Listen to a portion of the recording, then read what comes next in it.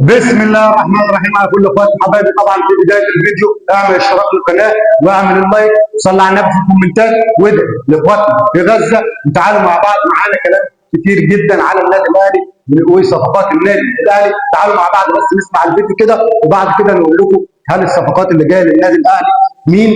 تعالوا مع بعض نسمع. اكتب ورايا كده عشان تبقى ايه اهو. انا بس بقول لك كابتن سيد الحمد لله على السلامه. اكتب ورايا كده. هو ده ورجع الحمد لله على السلامه وخلاص. يلا كانت 24 ساعه في مكان معين وكانت مثمره. مثمره. باك رايت. اكتب ايه؟ اكتب 24 ساعه باك رايت. باك رايت. جنبه مساك. مصري ولا اجنبي؟ جنبه مساك. مساك. جنبه باك ليفت. باك ليفت. حط ديفندر. حط فيرود. انا يكفيني كده. وفي فرده كمان، مركز كمان، يعني بحد ادنى 5 صفقات يعني.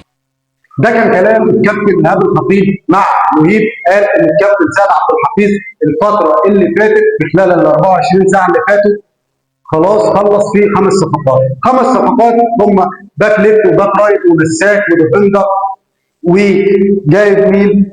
مهاجم صريح. تمام، دول لك ال5 صفقات اللي النادي الاهلي ماشي فيهم الفتره دي. ممكن تشوفهم في انتقالات يناير الفتره اللي جايه. فعلا النادي الاهلي محتاج باك يمين وباك شمال ومحتاج مساك، لان انت عندك في مشكله في خط الدفاع. مين هو بقى المساك اللي جاي النادي الاهلي او الباك اليمين او الباك الشمال اللي ممكن يجي النادي الاهلي؟ بالنسبه للمساك كان في كلام قلناه قبل كده وتلميحات اتقالت قبل كده ان حسام عبد المجيد جاي النادي الاهلي.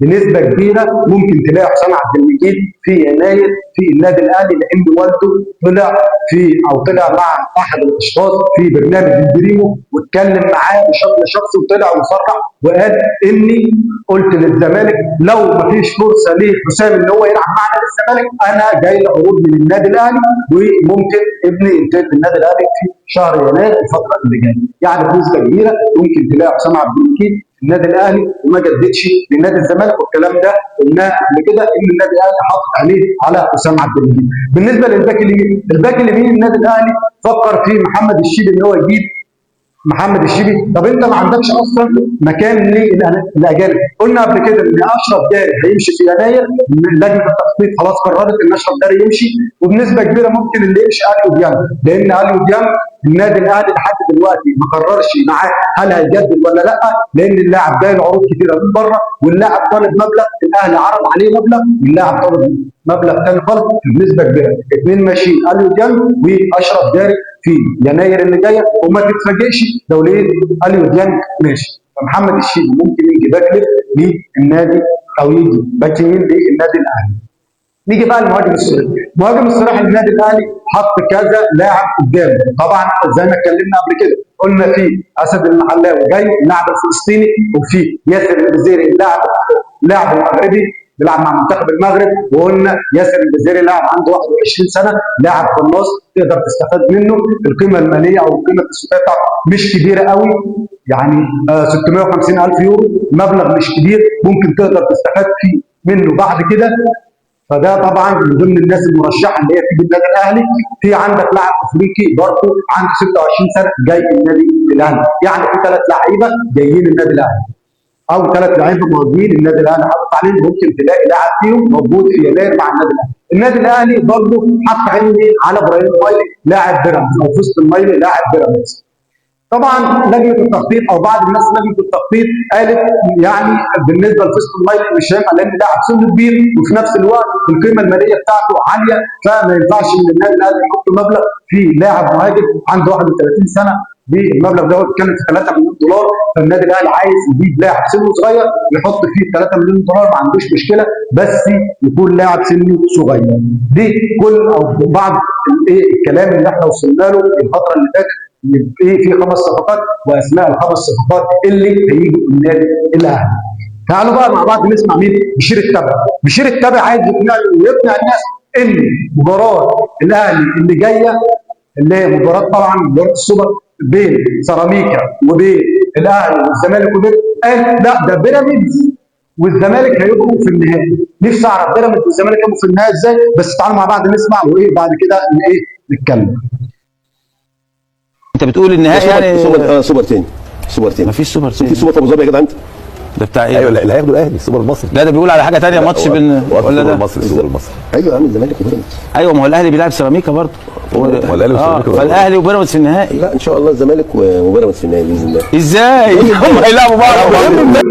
النهائي السوبر هيبقى بين الزمالك وبيراميدز، على الرغم ان اصلا الزمالك وبيراميدز هينافسوا بعض على اللي يلعب على النهائي اللي هينافس الاهلي وسيراميكا كليوباترا، يعني سيراميكا كليوباترا والاهلي هيلعبوا مع بعض، اللي هيفوز فيهم هيصعد للنهائي، وبيراميدز والزمالك اللي هيفوز فيهم هيصعد للنهائي. يعني المفروض بيراميدز او الزمالك يتقابل الاهلي او سيراميكا في النهائي. لا هو بيقولوا من فضل ان سيراميكا كليوباترا ان الزمالك وبيراميدز هم اللي هينافسوا بعض في النهائي. نفسي اعرف انت جبت الكلام ده، انا نفسي اعرف، تقنعني واقنع الناس، او اكذب بس اقنعني ازاي بكلامك ده؟ كلامك ده نفسي اعرف انت جبته منين. ده اخرة الناس اللي بتطلع في الاعلام. المفروض ان الناس اللي بتطلع في الاعلام تطلع ان هي تدينا معلومه، تطلع ان هي تقول خبر، تطلع ان هي تقول اراء، تقول فكره، تقول خطه لمدرب تستفاد منها. اما ان احنا نطلع نضحك على الناس اللي بتطلع في الاعلام، واحد زي بشير التابع يقول لك اصل البيراميدز الزمالك هيبقوا في النهائي، امال الاهلي وسيراميكا دول ايه رايحين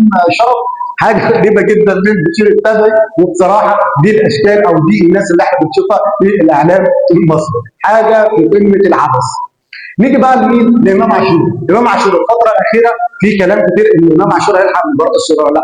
امام عاشور مش هيلحق مباراه السوبر لان طبيب النادي الاهلي مش عايز يجازف بامام عاشور بسبب فيروس ايه اللي عنده. هو اللاعب بنسبه حوالي 90%، خلاص بقى يعني عنده الشفاء في المرض ده بنسبه 90%، بس طبيب النادي الاهلي عايز يخليه نسبه 100% عشان اللاعب ما يتضرش فيه فيما بعد، مش عايز يحصل في اي مشكله او يحصل اي حاجه تاثر له مشكله في الفتره اللي جايه. فامام عاشور مش هيلحق مباراه السوبر، وبنسبه كبيره مش هيلحق برضه بطوله افريقيا مع المنتخب المصري في التصفيات اللي جايه. فامام عاشور فعلا ربنا يتم شفاعه على خير، هيفيد النادي الاهلي في الفتره اللي جايه، والاهلي هيستفاد منه كتير جدا، واحنا مستنيين رجعته في اسرع وقت لان هيفرق مع النادي الاهلي كتير جدا في الفتره الجايه. اهم حاجه اعمل اشتراك في القناه واعمل اللايك واعمل الشير عشان الفيديو ينتشر ويوصل لكل الناس، وكل الناس تدخل تعمل اشتراك للقناه.